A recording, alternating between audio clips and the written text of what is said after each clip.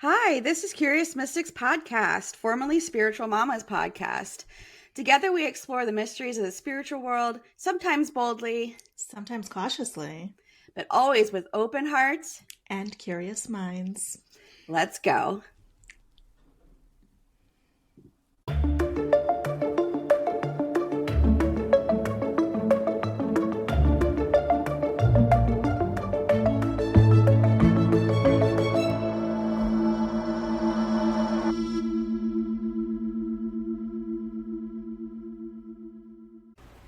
Hello. Hello. It's Erica. And Kim. From Curious Mystics Podcast. We're here. Thanks for being here with us. Mm-hmm. So, what's new? What's happening? What is the news? The news. The news. I had my... I feel silly sometimes saying these things because we record so early. At some point, maybe it'll even itself out. But I had my first beach day of the season last week, which was fantastic. I completely unplugged. I came home at the end of the day and everybody was like, why didn't you answer me today? And I was like, I didn't look at my phone today. So, like, I was at the beach. Yeah. It was pretty amazing. That's awesome.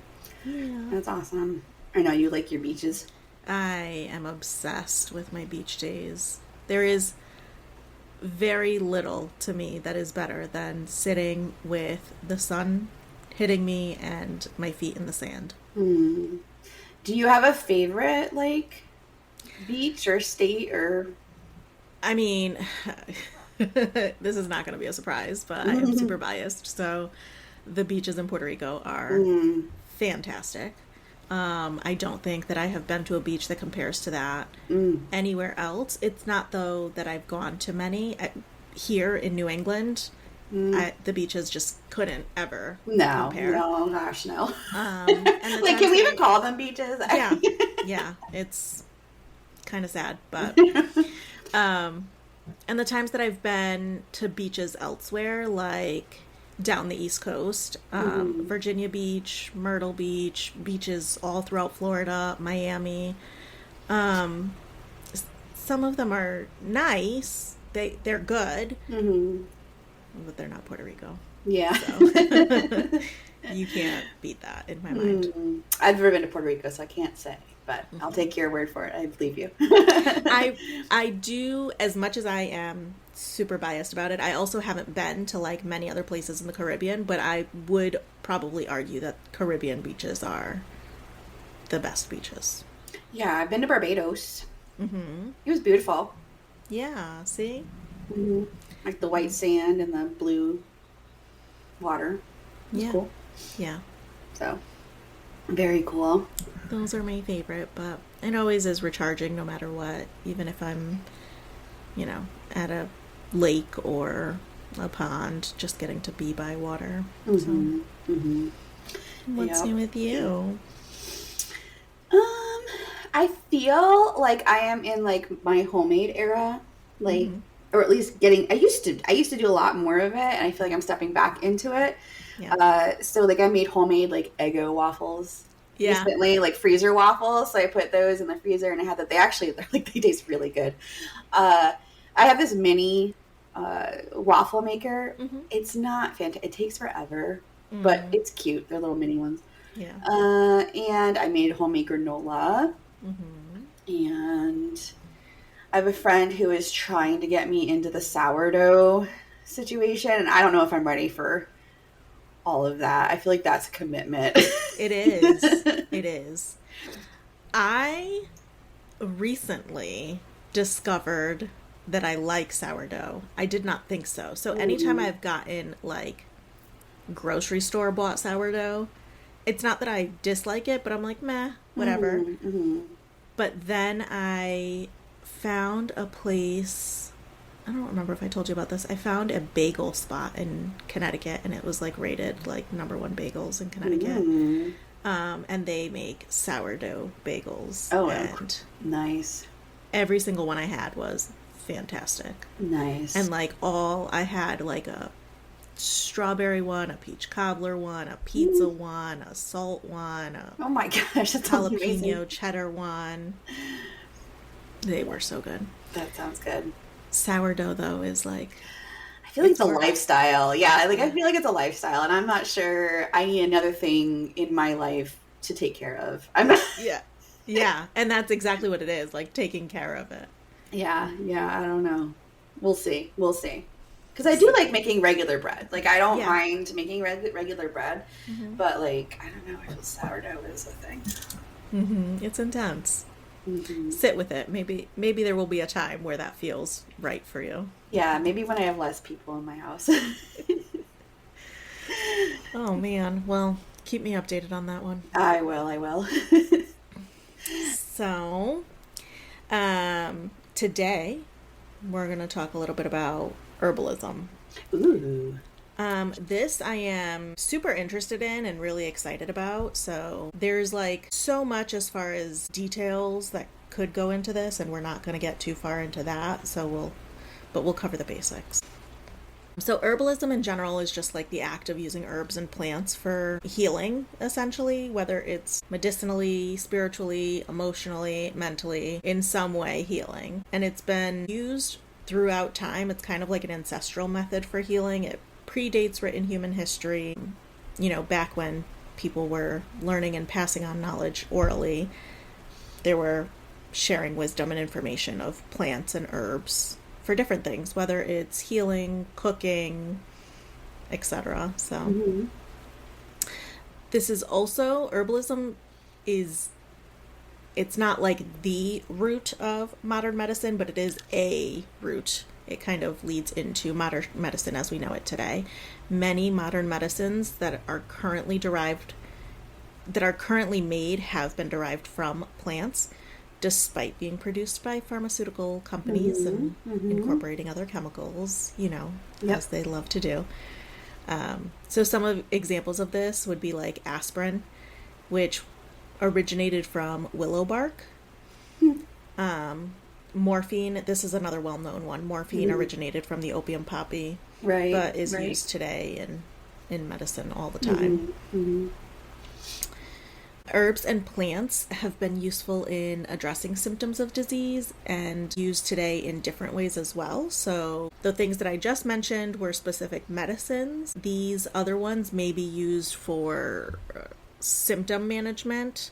So some of the well-known ones can be things like turmeric, which I think many people know.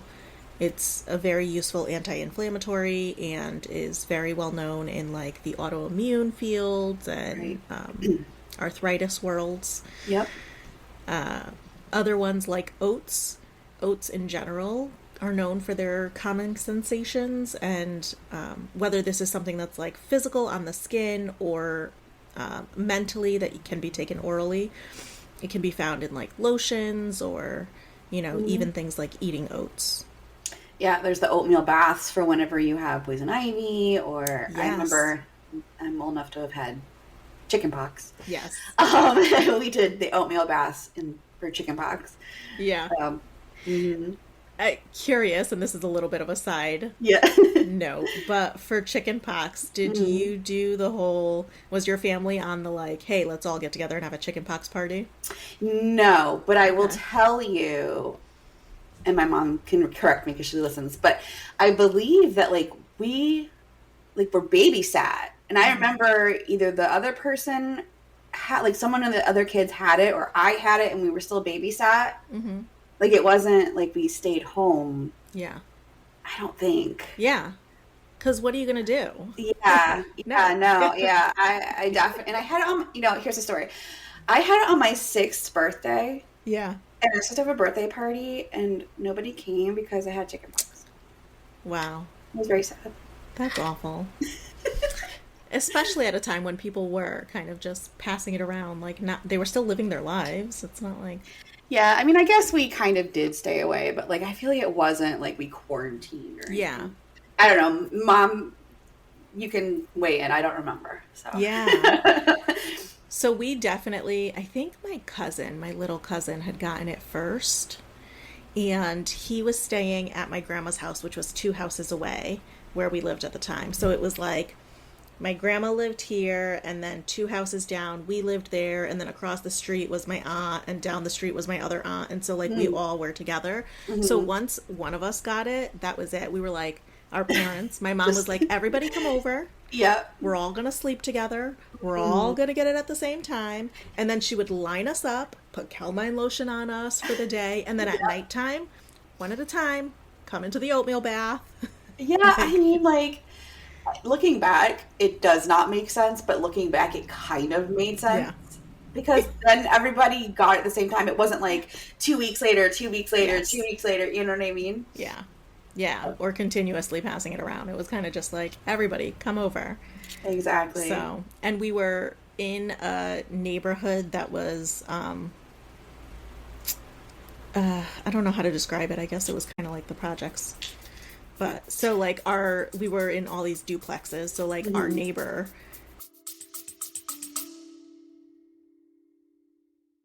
Hey friends, we just wanted to take a moment to remind you all that you can interact with us on social media.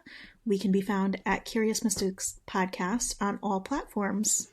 And if you haven't already, please take a moment to like, subscribe, and share so that we can keep showing up for you guys with new weekly episodes and content. Thank you for hanging out with us so far, and stay curious.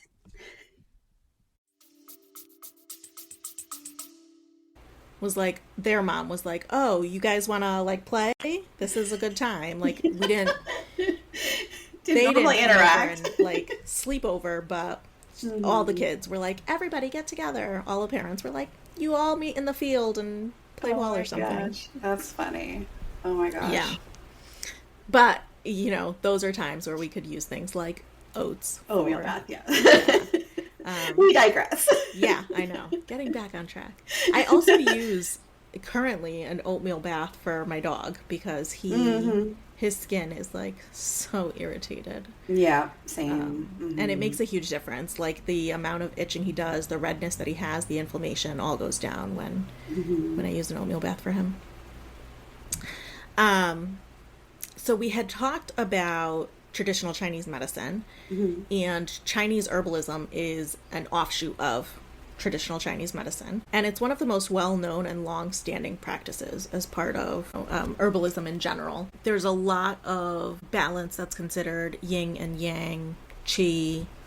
All of that is kind of discussed in traditional Chinese medicine, in Chinese herbalism, in herbalism in general. So to this day, if you are looking for herbalism, you will likely find a Chinese herbalist of some sort to have access to if you chose to work with somebody in this. One of the things that kind of comes up with herbalism is that it's similar in some ways to Western medicine in that practitioners can combine and will combine whole plants and herbs to treat the underlying issue. If you see a Western medicine physician or practitioner, you may find that they're combining different medications to help treat, you know, whatever it is that you're coming with. And in herbalism, they can do this similarly. So an example of this would be like if someone has arthritis, there's inflammation of some sort in their body. They may use certain herbs or plants that are treating inflammation specifically, but then also considering, hey, maybe we should give them some sort of herb or plant that is a diuretic as well, because that can help with some of the bloating or retention of water, inflammation. So it's tackling the problem from multiple perspectives. Some of the differences with traditional Western medicine is that herbal practitioners may prioritize the root cause and not just the symptoms. And I say that cautiously. I understand that that's not every practitioner. Right. Not every Western practitioner, not every herbalist practitioner is doing it in this way, but there is a tendency in Western medicine to treat the symptom, and there is a tendency in herbal practitioners to treat the problem. Right. Or try to identify what the problem is. Right. I think I talked about this before, but I had gone to a dermatologist at one point and was discussing treatment options for what was going on, and I had asked about natural remedies, asked about things that I could do in addition to the medication that she was prescribing, and her response to me was, I am an allopathic physician, so I only treat science-based with medicine. And at the time, and still, I didn't like the response. Right. It wasn't my favorite. I mean, I appreciate that she was being, like, forthcoming with me, but I don't like the idea that, the implicit idea that, like, natural remedies or herbal remedies are not science-based. Yeah, I don't. Yeah, I agree with you. I don't like that response for a number of reasons. One, like you said, she's implying that it's not evidence based, but it's also implying that they have to be separate. That if you are if you do this type of medicine, you're only in this type of medicine. If you do this type of medicine, you're only in this type of medicine. And I feel like that is a disservice. Now, she might not know, but at the same time, it's like, well, you should, in my opinion, at least have an understanding. Yeah. Or have resources that you could potentially send somebody to if you don't have the knowledge, someone that you trust or have worked with yourself personally. I mean, that's what I've done. Yeah. I just, to be so cut and dry on either side. We see naturopaths and we see people who do, non-Western medicine. Yeah. Oftentimes very much poo-poo Western medicine. And it's like, no, like, why can't we work together? That's always been my argument, is that why can't we just work all together? Because it all works together. Yeah. It can all be helpful. Yeah, no, I completely agree. And I think one of the stances that I take often is this idea of cohesive integration and being able to do things that work for you specifically based on your lifestyle, your environment, your interactions, your community. And if you're living in a Western world, saying that you can only strictly use Western medicine doesn't make sense, because what does that mean for all of the things I just mentioned, for your community, your lifestyle, your outlook, your approach, your connection, whatever. And vice versa. So I think it should be able to be fluid and use both. And at the very minimum, while I would prefer, I as a patient would prefer to have my provider at least have an understanding of these things. At the very bare minimum, I expect my provider to be able to provide me with resources if they don't. Right. Yeah. If I'm a provider and I don't work that way, let me send you to somebody who does. Right. If you have that interest. Yeah. Yeah. Absolutely. I don't think that it's a requirement for them to integrate that way, but to be able to refer out if necessary. Agreed.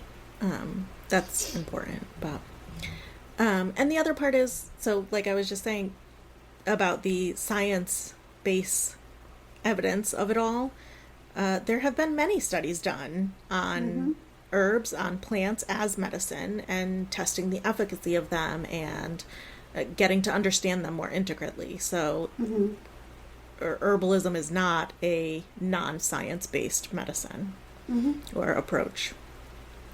I was looking at a couple different things, and I saw this one systematic review on St. John's wort in particular, which is one that it's something that I have looked into often. I have struggled with depression to different levels, and St. John's wort has been something that's been recommended for mild to moderate depression.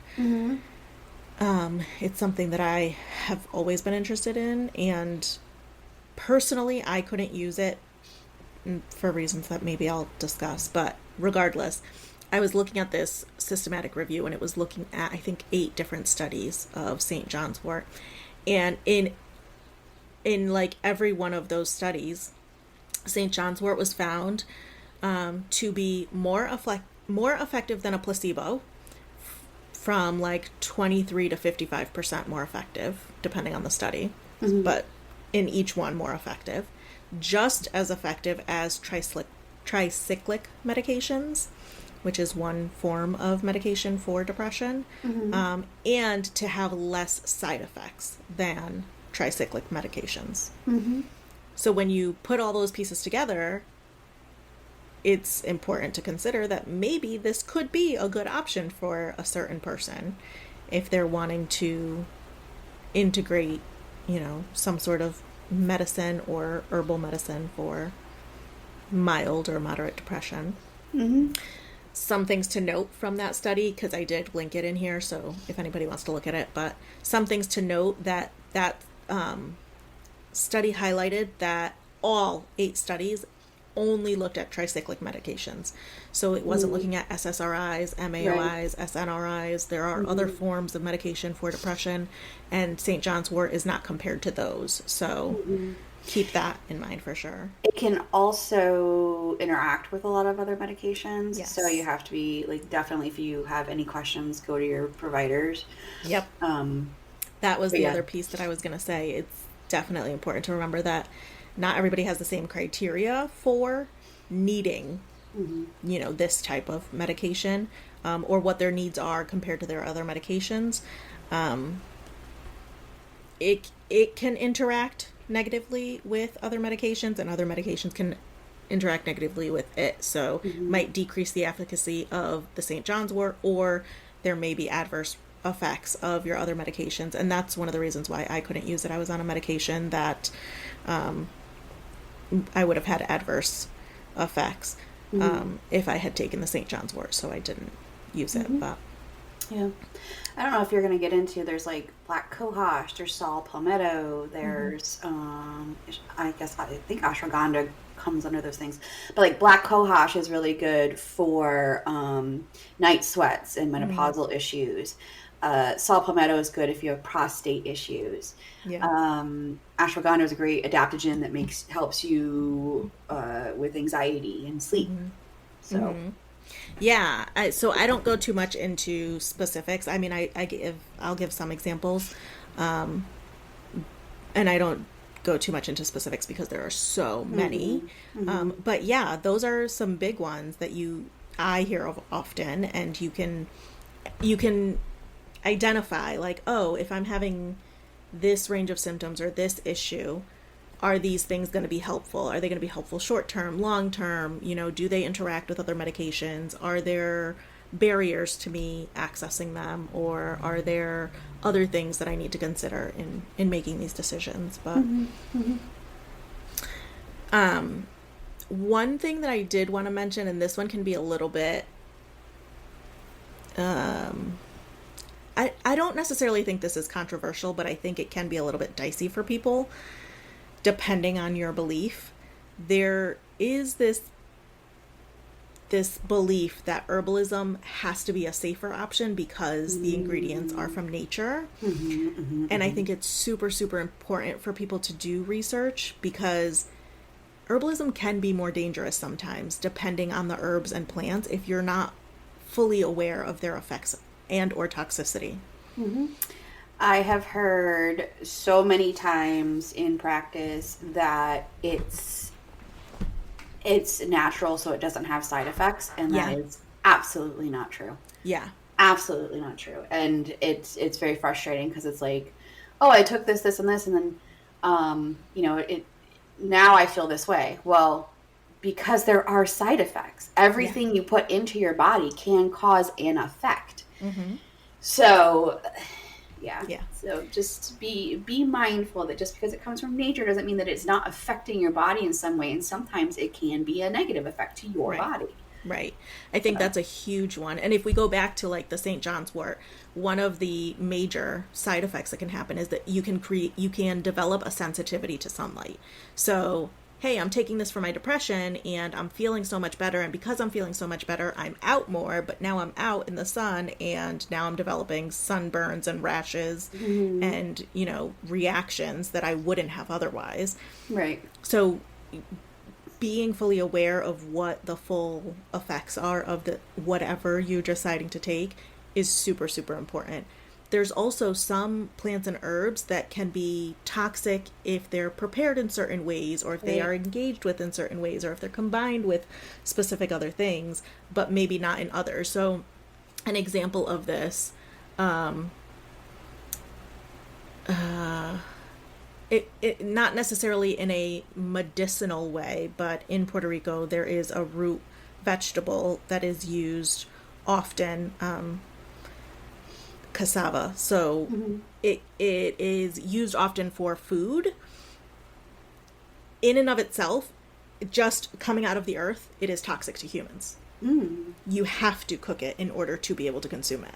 Okay. So thinking about like things like that, you can find herbs, plants, whatever that you may want to use and find that, yeah, they could be really good for this symptom or this issue. Well, how are you consuming it? Because that might make a difference. So you need to be aware of what you're doing. The other piece too is like if you're, and we talked a little bit about this, if you're combining it with another medication. So a couple of examples that I wanted to throw out there. Echinacea is often used for immune stimulation, getting your immune system going. If you're using it for more than 2 months, that, and then in combination with an anabolic steroid. So let's say that you're using like a cream, a steroid cream for a skin issue, can lead to liver toxicity. So do your research. St. John's wort, I told you about the sun issue. If you use that in combination with oral contraceptives, it leads to decreased efficacy. So yeah, let's not do that. If you're using an oral contraceptive and you don't want to conceive, make sure that you're aware of what you're using with that. In particular, I think there's lots of medications or herbal medicines that can cause that side effect.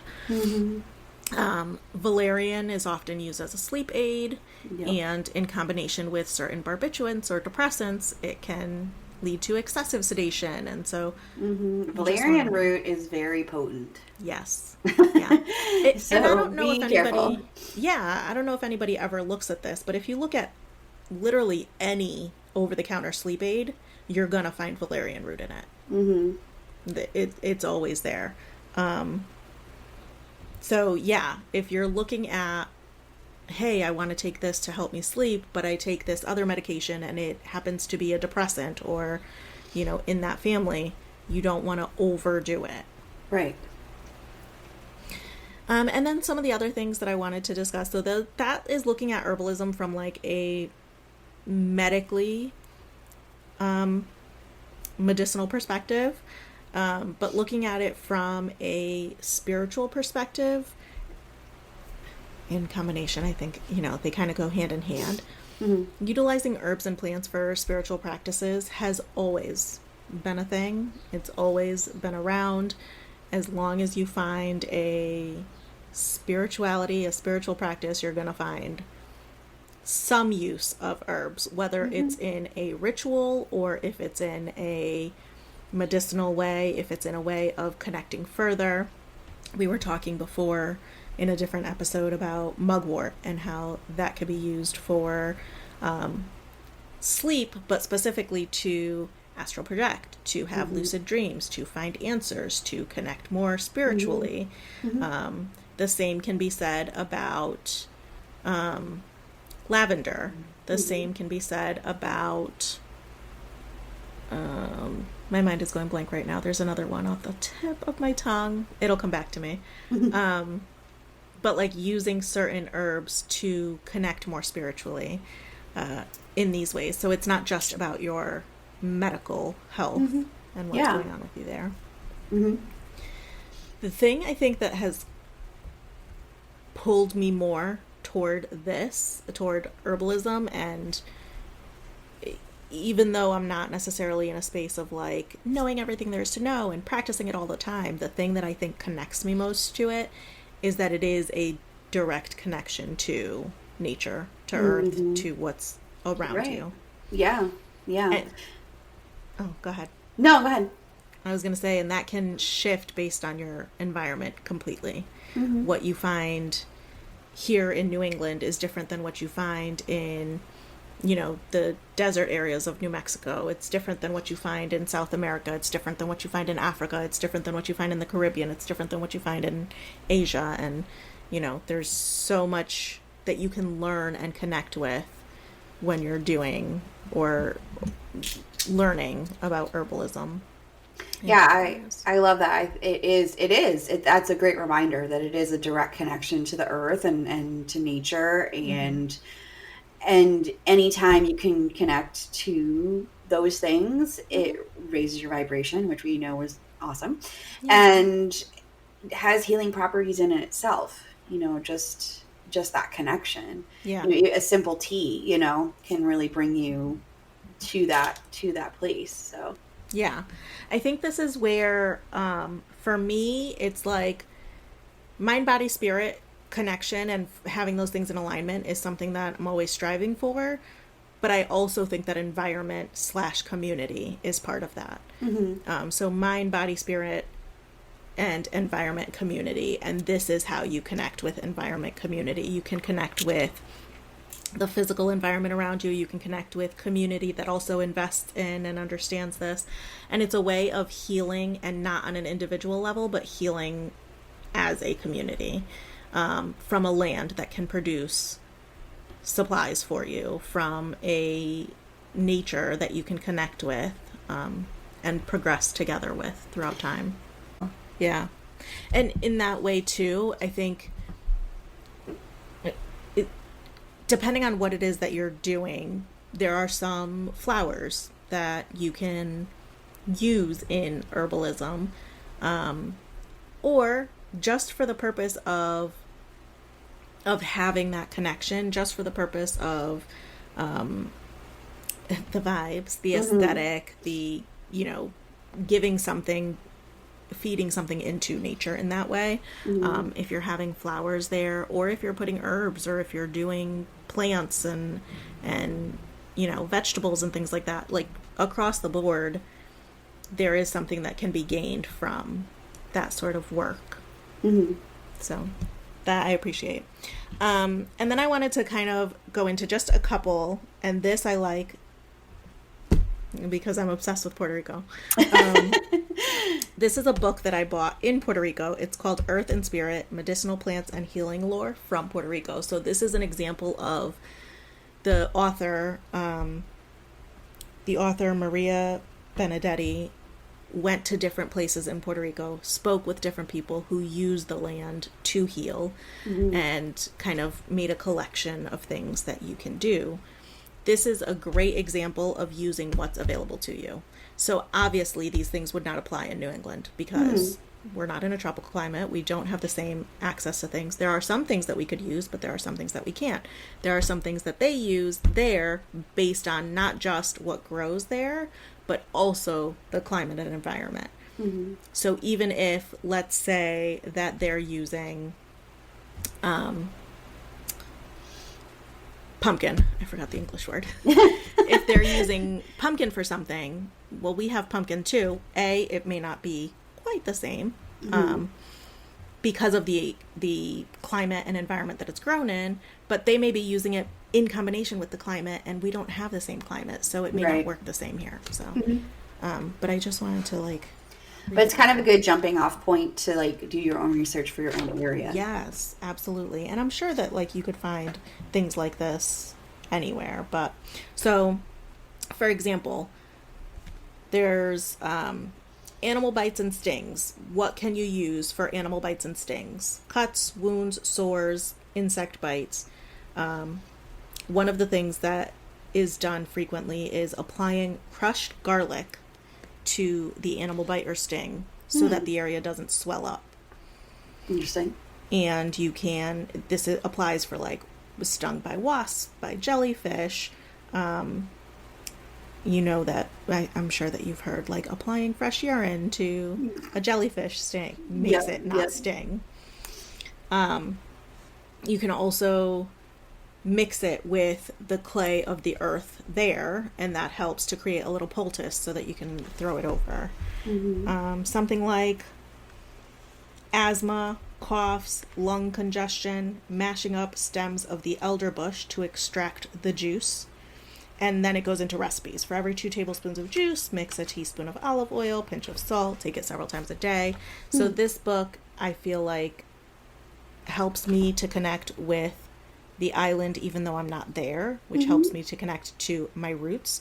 Right. And then I can take that knowledge and think about how does that apply here, whether it's different recipes, different herbs, different practices, but how can I connect with my own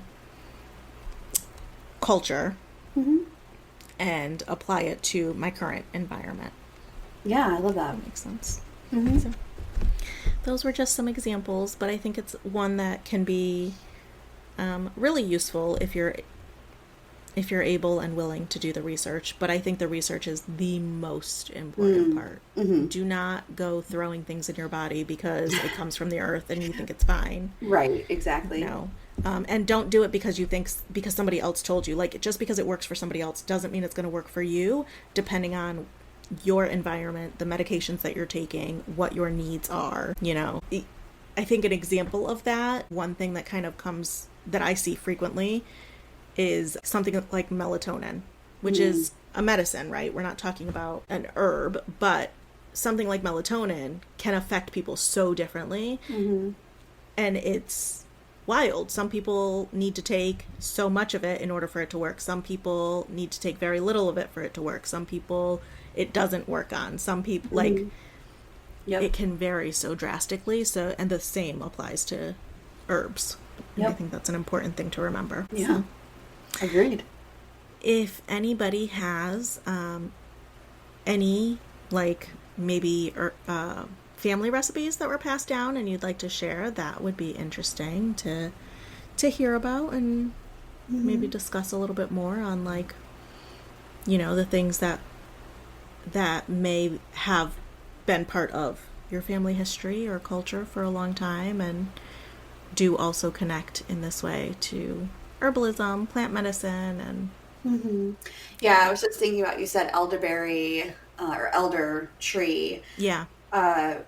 For coughs and stuff like that. And we often, like, my family will often make like a mixture of, I believe it's turmeric, cinnamon, garlic, lemon juice, and honey, and like make it into almost like a tea. Yeah. It doesn't necessarily taste good, but it definitely helps with like all that congestion and stuff. And when you have a cold or respiratory thing. Yeah. Yeah. I mean, there's so many things that people can do. And I think this, I'm going to say something that is not necessarily super accurate because I don't know exactly the numbers, but I do hear typically that with like herbal remedies, if it's something oral, that it may not taste so great. Yeah. But it's usually very effective. So. Yeah. That is true. That is true. Very much so. Down the hatch quickly. But. Yep. So, yeah, if there's anything else that anybody wants to add to that, let us know. Reach out. Yeah, definitely. That was cool. All right. As always. Until next time. Stay curious.